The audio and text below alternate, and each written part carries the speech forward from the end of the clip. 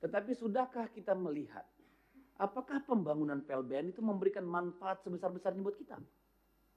Apakah itu memfasilitasi kemudahan masyarakat? Terkait dengan di sini sudah disebut sebenarnya, kan asumsi kita harusnya setiap PLBN itu ada jalan akses kan Pak ya? Ya, ini sudah masuk misalnya Tahu Lumbis, Long Nawang, Mensalong dan seterusnya sudah ada Pak. Nanti mungkin ketika kita ketemu kita bisa diminta progresnya Pak, dari mana ke mana, supaya kita nggak dianggap omdo Pak. Kan gitu, kata abang udah ini begini-begini, mana? Nah, kan gitu nih. Jadi problem, nah ini udah perjuangan kita bertahun-tahun ini Pak. Jadi bersyukur bahwa negara semakin hari semakin memberi perhatian kepada daerah perbatasan yang tadi sudah disebut harusnya menjadi beranda depan negara kesatuan Republik Indonesia. Yang selama ini dianggap halaman belakang Pak. Jadi mudah-mudahan ini bisa berterusan. Tetapi dengan usia yang ada sekarang, kita juga mungkin perlu mendalami Pak Ses, ya. Sebenarnya apa saja hambatan yang kita alami selama ini? Kenapa misalnya, apakah secara organisasional, institusional, ya struktur, kultur dari BNPB yang sekarang ini memang mampu melampaui bottleneck yang ada, atau dibutuhkan arrangement kebijakan-kebijakan yang lain, ya instrumen-instrumen hukum yang lain misalnya, supaya dia bisa membuat akselerasi. Ini saya kira kita perlu evaluasi dengan benar. Kita bisa minta pihak universitas atau pihak independen untuk melakukan tinjauan mendalam, ya. Karena saya kalau bicara perbatasan ini bukan karena dapil saya di perbatasan, enggak Pak. Yang pertama alasan kemanusiaan Pak. Orang perbatasan itu enggak diurus negara tapi cinta negara. Kalau sakit pasti nggak bisa berobat Pak. Ya karena harus mengarungi giram sungai yang sangat mengancam, nanti saya tunjukin video-videonya. Jalan yang hampir tidak masuk akal untuk dilalui, biaya yang sangat besar untuk charter pesawat misalnya. Ini kendala-kendala kemanusiaan yang kita harus atasi. Ada persoalan kemanusiaan dan distribusi keadilan di sana yang kita harus jawab. Yang kedua, ini persoalan keselamatan bangsa dan negara. Tadi sudah disebutkan narkoba, itu persoalan yang sangat-sangat urgent di perbatasan. Orang-orang di kampung itu narkoba Pak, karena sangat mudah dan murah Pak. Terlalu banyak pintu siluman masuk. Dan itu dari mulai Tiongkok, Taiwan, Filipina sampai Malaysia Pak. Itu dibiarkan masuk ke wilayah kita supaya jangan masuk ke wilayah mereka Pak. Kitalah tempat akhirnya Pak, tempat pembuangan sampah narkoba itu. Jadi ini keselamatan bangsa dan negara Pak. Yang ketiga integritas wilayah Pak. Patok-patok kita itu suka digeser-geser Pak, nggak ada yang mantau Pak. Jadi kita nggak tahu nanti kapan lagi nih masalah outstanding boundary problems ini nggak selesai-selesai Pak. Kemarin Nunukan sudah oke Pak, yang 12 desa kalau nggak salah kan, itu udah masuk. Tapi kita nggak tahu nanti kalau mereka kecewa jangan-jangan mereka geser-geser tuh Pak. Kan gitu nih. Jadi itu ada masalah integritas wilayah. Termasuk Pak, daerah perbatasan itu kalau dibiarkan tanpa border yang benar Pak, itu hutan kita juga lama-lama habis Pak. Dulu illegal logging itu luar biasa Pak, di Kalbar, di Kaltim, ya sebelum Kaltara dilepas gitu Pak. Itu satu truk dengan kayu yang usianya ratusan tahun Pak, cuma bayar 50.000 Pak, lewat ke negara sebelah. Kan ini soal bangsa ini gitu. Jadi ini sama sekali bukan soal dapil. Ini masalah yang sangat kompleks. Nah oleh karena itu Pak, yang kedua saya ingin pertanyakan, tadi soal kita evaluasi BNPB untuk kemajuan ke depan, ini soal rencana induk itu. Benarkah sudah ada Pak rencana induknya Pak? Rencana induk dan rencana aksi pembangunan batas wilayah negara dan kawasan perbatasan. Kalau sudah ada, benarkah melibatkan seluruh stakeholder yang diperlukan? Baik instansi lembaga yang tadi 27 dan sekarang naik jadi berapa ini? Jadi 40 kementerian dan lembaga plus 19 gubernur. Apakah sudah terlibat di sana semua? Apakah sudah melihat ini sebagai satu kesatuan wilayah yang harus dilihat secara holistik tadi itu Pak? Ataukah dia masih parsial aja? Artinya kita hanya mengkolek terus menggabungkan. Tanpa satu visi besar, tanpa skenario-skenario yang kita buat dengan acuan pencapaian yang benar-benar rigid gitu Pak.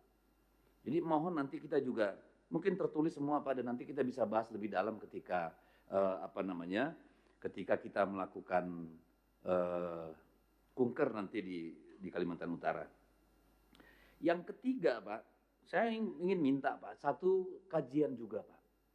Apakah dengan dibangunnya PLBN, kita akan mengeluarkan banyak anggaran selama 10 tahun terakhir untuk membangun PLBN. Tetapi sudahkah kita melihat, apakah pembangunan PLBN itu memberikan manfaat sebesar-besarnya buat kita? Apakah itu memfasilitasi kemudahan masyarakat? Kan ini kita harus lihat juga Pak. Apakah memberikan sumbangan terhadap pembangunan ekonomi? Tadi Bapak menyebut misalnya bagaimana Malaysia mau mengambil manfaat dari dibangunnya PLBN, jalan tol, dia bangun kawasan industri. Sama kejadiannya dengan kita Pak. Begitu kita bilang mau bangun PLBN di Lumbis Pak, itu mereka langsung bangun jalan tol Pak. Langsung bangun pemukiman, di Semenggaris juga sama. Mereka bangun pemukiman, wilayah perkembangan baru Pak. Kita lagi-lagi gagal menjawab itu Pak. Rakyat kita yang kesusahan. Karena kemudian dibatasi, paling banyak bisa belanja sekian dolar. Yang tadinya mereka bebas belanja, yang sekarang terbatas, untungnya nggak ada. Lah, ini kan nggak menguntungkan ternyata kita bangun PLBN. Nah ini kan harus kita jawab Pak. Kita harus tahu persis masalah dan persoalan. Sehingga kita melihatnya memang untuk kebutuhan warga kita. Selama ini yang ngambil manfaat mereka Pak. Jadi kalau kita pergi ke Lumbis Pak, ke PLBN kita itu Pak, itu sama Pak, PLBN Labang Pak. Itu tiap Sabtu Minggu Pak, dari Malaysia mereka datang foto-foto rekreasi di situ Pak. Bukan hanya di Kalbar Pak. Itu sama. Gitu. Jadi sementara mereka itu sudah bangun perkebunan sawit tuh Pak, dekat Labang di atas itu Pak. Makanya sekarang gampang banjir Pak. Ya karena di atas tuh mereka sudah habisin itu hutan-hutannya Pak. Jadi kita juga harus melihat itu secara holistik dan perlu juga kerjasama saya kira dengan Malaysia. Supaya melihat itu sebagai sebuah area kebutuhan bersama. Mereka kalau kita kasih asap kebakaran hutan ngamuk-ngamuk. Kita juga kalau dikasih banjir harusnya ngamuk Pak. Itu langganan banjir tuh Malinau, Lumbis dan sebagainya itu Pak. Jadi kita juga harus melihat bahwa membangun perbatasan kita itu juga harus ada koordinasi dengan negara tetangga itu Pak. Nah yang keempat Pak, ini ada usulan di sini untuk pembangunan PLBN di Semenggaris Pak. Tapi saya tidak melihat yang Long Midang Pak, yang dulu kita batalin. Apakah Long Midang sudah masuk perencanaan? Sudah ya, terima kasih Pak. Kalau itu sudah masuk, saya terima kasih. Lalu kemudian terkait dengan di sini sudah disebut sebenarnya, kan asumsi kita harusnya setiap PLBN itu ada jalan akses kan Pak ya. Ya, ini sudah masuk misalnya Tahu Lumbis, Long Nawang, Mensalong dan seterusnya sudah ada Pak. Nanti mungkin ketika kita ketemu kita bisa diminta progresnya Pak, dari mana ke mana, supaya kita nggak dianggap omdo Pak. Kan gitu, kata abang udah ini begini-begini, mana? Nah, kan gitu nih, jadi problem. Nah ini udah perjuangan kita bertahun-tahun ini Pak. Kalaulah bisa, yang pertama diselesaikan itu ruas Malinau sampai ke Krayan Pak, itu luar biasa Pak, bersyukurnya mereka. Lalu kita lanjut ke Labang ini Pak. Lalu kemudian ke Long Nawang Pak. Malinau Long Nawang. Karena untuk Long Nawang ini Pak, Sungai Bu dan segala macam, saya kira kita perlu koordinasi dengan Kalimantan Timur Pak. Supaya lewat Melak Kutai Barat terus ke Mahakam Hulu, itu bisa tembus sampai ke Sungai Bu Pak. Dan itu bisa terus ke PLBN kita. Nah, di sini sebenarnya sinergi itu perlu Pak. Kalau pemerintah pusat bisa bangun itu, maka pemerintah daerah Pak punya kemampuan untuk bangun jalan antar kecamatannya Pak. Kan kalau untuk bangun jalan aksesnya itu terlalu mahal buat mereka. Kemudian yang keenam, ini maaf pimpinan teman-teman semua. Lalu ada sebenarnya kan yang namanya JIPP, tadi Bapak udah sebut. Jalan inspeksi patok perbatasan atau patroli perbatasan Pak. Yang memang sejak COVID itu kan relatif kurang Pak. Dan itu akan sangat membantu Pak. Jadi ada sinergi antara pembangunan di batas negara tadi antara Kementerian PU dengan Kementerian Pertahanan Pak.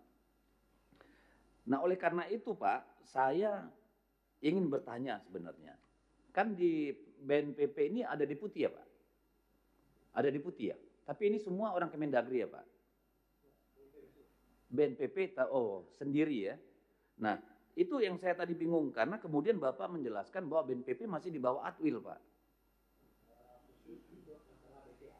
Masalah? Oh, hanya untuk urusan itu ya. Oke, baik. Berarti nggak ada masalah. Nah, kemudian yang saya mau tanya sebenarnya, karena BNPP ini melibatkan sampai 40 kementerian dan lembaga, Pak. Tadi berapa? Sorry. Ya, 40 kementerian dan lembaga, 15 gubernur. Saya kira harus ada semacam joint sekretariat, Pak. BNPP, di situ ada Sekjen Kementerian Keuangan, Sekjen Kementerian PU, Sekjen Kementerian Perdagangan, ada Bappenas, ada Kementerian Pertahanan, Pak. Jadi semacam joint sekretariat. Untuk apa? Secara konkret memastikan bahwa ketika mereka merencanakan pembangunan di satu provinsi yang merupakan daerah perbatasan, memang terintegrasi dengan pembangunan kawasan perbatasan itu, Pak. Karena takutnya saya kan nanti Bapak ketemu dengan Sekjen gitu kan, kementerian terkait. Habis itu rapat kedua nanti Sekjennya udah nggak datang, Pak. Yang dikirim Kasubdit, Kasubag, di bawah direktur malah. Ya nggak bisa ngambil keputusan. Jadi alangkah baiknya mohon diusulkan kepada pemerintah, kepada Presiden, agar ada joint sekretariat itu, Pak. Sehingga mereka lah yang mengintegrasikan yang namanya anggaran itu, Pak. Apakah nanti selain yang dikelola pusat, ada juga sebagian yang lewat transfer daerah misalnya, ya insentif atau apa misalnya begitu, Pak. Saya kira ini penting untuk memutus rantai birokrasi yang berbelit-belit. Saya melihat Pak Ses ini kan capek banget nelponin orang PU, bla bla bla. Ya harusnya kan udah ada sekjennya di situ dong integrasi secara formal. Karena nggak bisa kita parsial melihat pembangunan perbatasan ini, Pak. Nanti kawan-kawan kita kalau ke Sebatik, kita akan lihat bagaimana Batam dan Singapura ya. Sebatik dengan Tawau, Pak. Di tempat kita gelap gulita, di sana terang benderang, Pak. Itu kan malu dong kita sebagai negara paling besar di Asia Tenggara ini, Pak. Nah, kemudian terakhir, ini Bapak mengatakan bahwa anggaran kita untuk BNPP naik, Pak. Usul saya, Pak, mari kita bahas daerah-daerah perbatasan ini, libatkan pakar-pakar dari daerah itu dan ahli-ahli lain yang mengerti tentang ekonomi makro, ekonomi pembangunan. Kita adakan FGD, Pak. Ya, bersama kepala-kepala daerah, bapedanya dan sebagainya. Kita pakai itu untuk membahas, mendalami sehingga kita bisa belanja masalah. Dan itu kita bisa cicil dalam membuat rencana-rencana pembangunan ke depan dalam era APBN gitu, Pak. Ya, mudah-mudahan itu bisa kita lakukan, Pak, supaya betul-betul bermanfaat. Nah, terakhir saya minta tolong ini supaya teman-teman dan masyarakat Indonesia bisa melihat bagaimana sebenarnya kondisi di perbatasan setidak-tidaknya Kalimantan Utara. Saya minta diputarkan videonya, ini sekitar 5 atau 6 menit. Silakan, Sekretariat.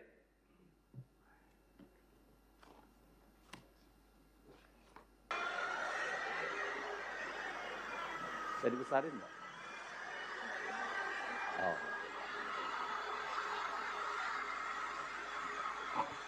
Ini bayangin itu bawa BBM, Pak. Nggak ada BBM berarti mobil di kecamatan itu nggak ada yang bisa jalan kalau BBM-nya nggak nyampe. Ini kan.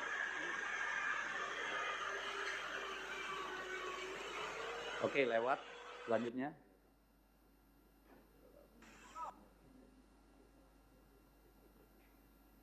Itu tadi yang ke Krayan, Pak ya. Kita udah pernah tunjukin juga, ya. Itu sekitar 200 kilo, Pak ya, ke Malino ya. Ini yang sungai, Pak. Bahau. Jadi ini banyak nyawa, Pak, yang sia-sia di sini, Pak. Kena celaka, nabrak batu, nabrak ombak, terguling. Kalau mereka nggak begini, ya nggak bisa bawa sembako.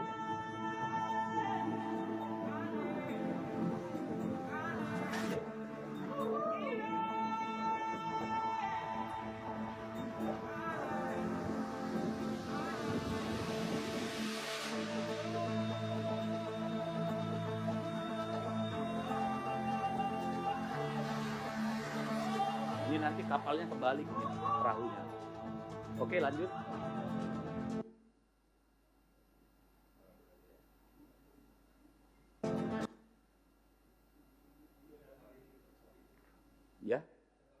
Saya enggak, Pak.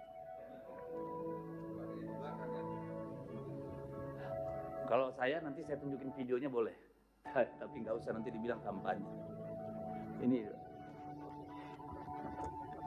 kemarin ngangkut apa namanya bahan-bahan pembangunan PLBN juga pakai begini, Pak, yang di Labang.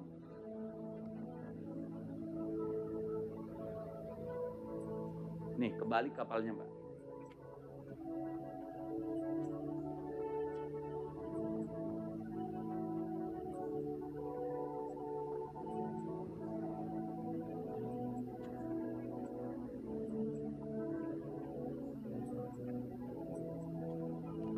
Oke, lanjut.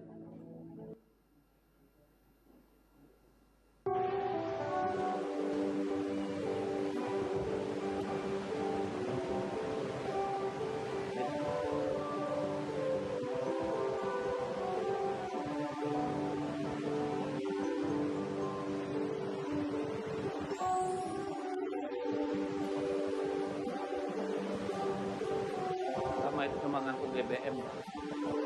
Kalau nggak ada BBM, mereka nggak bisa jalankan kapal untuk cari ikan atau pergi ke kebun, Pak.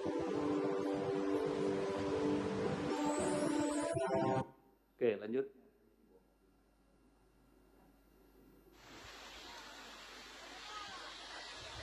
Ini bandara di Republik Indonesia nih. Yang kalau hujan udah pasti nggak bisa, Pak. Jadi kalau ada orang sakit, kritis mau dibawa ke rumah sakit, udah pasti lewat, Pak. Oke, ini lanjut.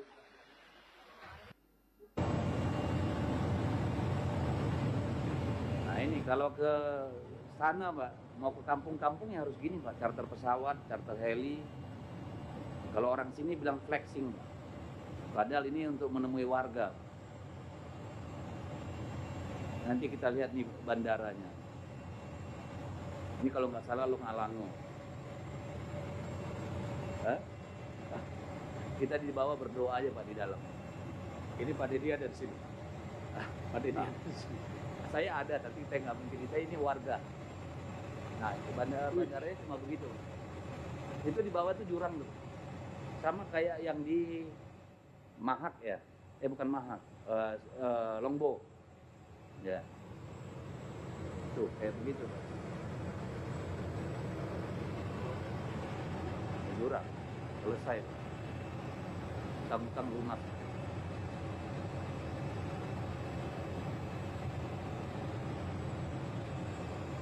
Ini kalau cuaca bagus, kalau awan semua ampun gitu.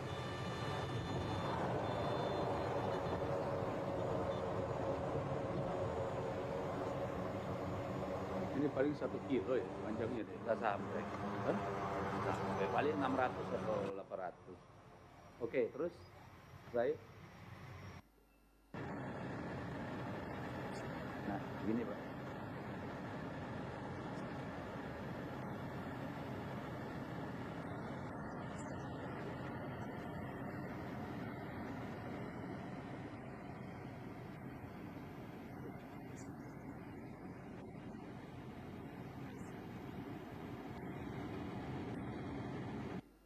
Ya. Saya kira itu, jadi untuk melihat bahwa sebenarnya kalau tidak diintegrasikan dalam satu pandangan yang holistik, Pak, akan sangat susah membangunnya tentu. Nah, kami berharap, Pak, tugas besar di depan kita ini, tugas menghadirkan keadilan dan distribusi kesejahteraan di seluruh penjuru sebagai tujuan kita bernegara ini, betul-betul kita bisa lakukan, dan tentu tidak saja menjadi tanggung jawab BNPB, Pak, tapi juga seluruh aparatur lembaga negara yang terkait di dalamnya. Saya kira itu pimpinan. Saya berharap nanti teman-teman juga mau ikut ke Kaltara untuk lihat wilayah kita, ya.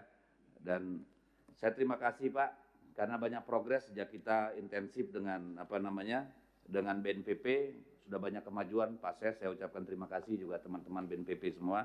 Saya kira itu pimpinan. Terima kasih banyak.